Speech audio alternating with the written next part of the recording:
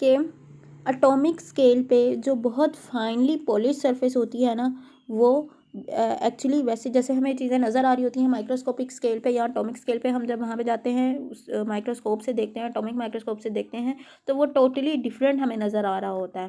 ठीक है, बेसिकली जो दोनों सरफेस की रफनेस है ना, वो डिफरेंट होती है ऑन एटॉमिक स्केल, ऑन और माइक्रोस्कोपिक स्केल।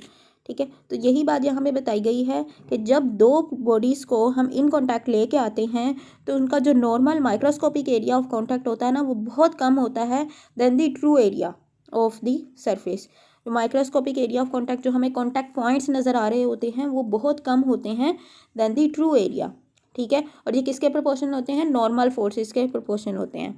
अब क्यों ऐसा होता है? क्योंकि जो जब हम किसी भी दो सरफेसेस को इन कांटेक्ट लेके आते हैं तो उनमें जो स्ट्रेसेस जनरेट हो जाते हैं वो बहुत ज़्यादा होते हैं और वो उनको प्लास्टिकली डिफॉर्म का मतलब होता है कि किसी भी चीज़ को अपनी असल हालत से चेंज कर देना, ओरिजिनल शेप से चेंज कर देना या उसकी ओरिजिनल कंडीशन को परमानेंटली चेंज कर देना, उसको हम प्लास्टिक डिफॉर्मेशन कहते हैं। तो ये जो स्ट्रेसेस जनरेट होते हैं ना इन कॉन्टैक्ट की वजह से दोनों सरफेसेस के दरमियान, वो उनको प्लास्टिकली डिफॉर्म कर देते हैं, यानी परमानेंटली चेंज कर देते हैं उनकी कंडीशंस को। तो अब इसमें most of the contact points become cold welded मतलब जब हम दो सरफेसेस को इन कांटेक्ट लेके आते हैं तो उनके मॉलिक्यूल्स आपस में स्ट्रॉन्ग मॉलिक्यूलर इंटरेक्शन की वजह से, इंटरमॉलिक्यूलर फोर्सेस की वजह से वो क्या होता है कि एडहेशन हो जाती है दोनों सरफेसेस की।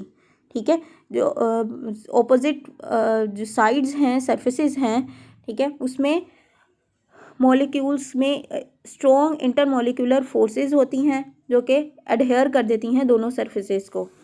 एडहेयर का मतलब जुड़ जाना। ठीक है, इस तरह से इसको हम ले सकते हैं, ज्वाइन एक क्रिएट कर देती हैं वहाँ पे कॉन्टैक्ट को। ठीक है।